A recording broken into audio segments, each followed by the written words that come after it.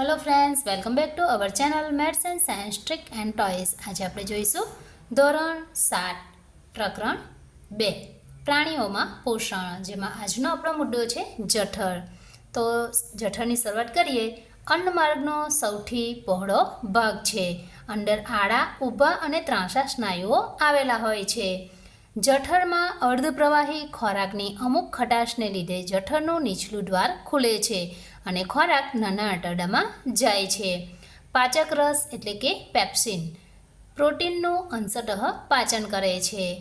જઠરની દિવાલ જાડી હોય છે અને સ્નાયુની કોથળી જેવી તેની રચના હોય છે. તેનો આકાર પહોળા જેવો હોય છે. ઉપરથી અન્નનળી સાથે, નીચેથી નાના આંતરડા સાથે જોડાયેલું હોય છે.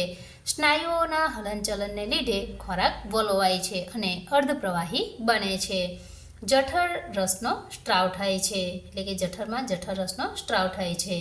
જઠરની અંદરની દિવાલ શ્લેષ્મ, હાઇડ્રોક્લોરિક એસિડ અને પાચક રસ એટલે કે જઠર રસનો સ્ત્રાવ કરે છે. HCl ખોરાક સાથે આવેલા બેક્ટેરિયાનો નાશ કરે છે અને જઠરમાં એસિડિક માધ્યમ પૂરું પાડે છે અને પાચક રસોને સક્રિય બનાવે છે. શ્લેષ્મ જઠરની અંદરની દિવાલ મંદ હાઇડ્રોક્લોરિક એસિડની અસર સામે રક્ષણ આપે છે. તો આ માહિતી છે જઠરની.